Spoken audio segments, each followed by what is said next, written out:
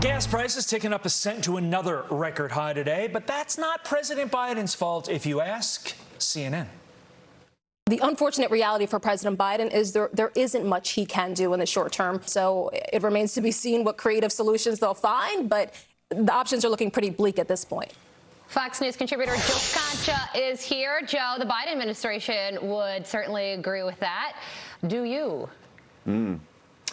Well, I am certain, Carly, as sure as you were born and the sun rises in the east, that if gas prices were at all-time highs under the previous U.S. president, we would not be hearing all these excuses being made that somehow the current president, Joe Biden, is just, a victim of circumstances.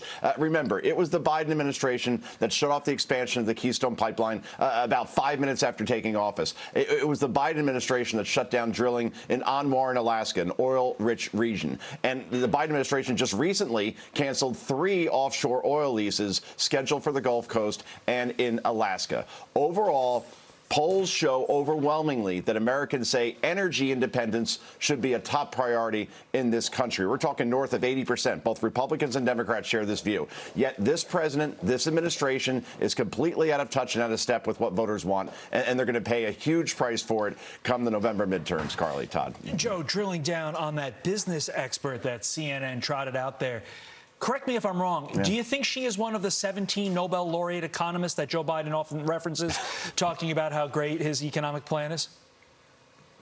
I don't know who that was, to be quite honest with you. I just saw the clip for the first time. So is she a Nobel winner? I think don't she could be one of those, right? those magical, mythical 17 Nobel laureates that the president always mentions that nobody's ever heard of.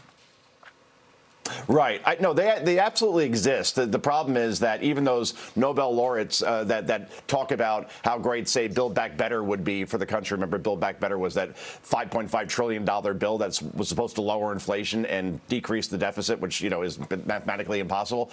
They exist, but they have since many of them have said, oh, no, we misunderstood what we were being asked, and we actually no longer support this, or at least the argument that I just made. So, yeah, I not much to add there, Todd. Well, I'm sure you have something to add here, because there's a New York Times guest essay that's getting a lot of attention. It's by Zachary Karabell, and he talks about Russia versus China, and he says the U.S. has a choice to make, adding the intensifying fixation on China's potential to disrupt the world order, shrink space for cooperation with Beijing, and distracts from the real threat in the world, which he says is Russia. So he suggests the Biden administration should find a way to work with China instead of compete with China, which sounds nice, except I don't think China would be on board with that very message.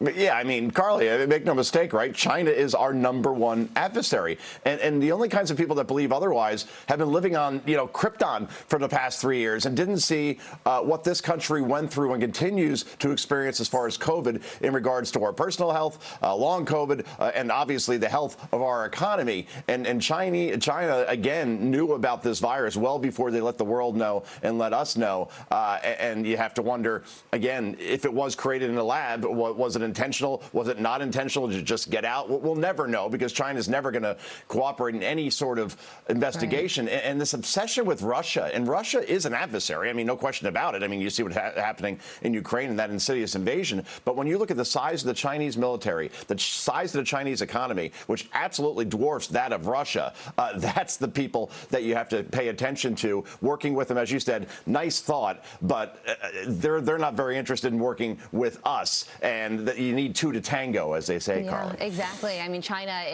look at their Belt and Road Initiative. That's all about replacing the United States as the #1 superpower in the world, and that is not changing.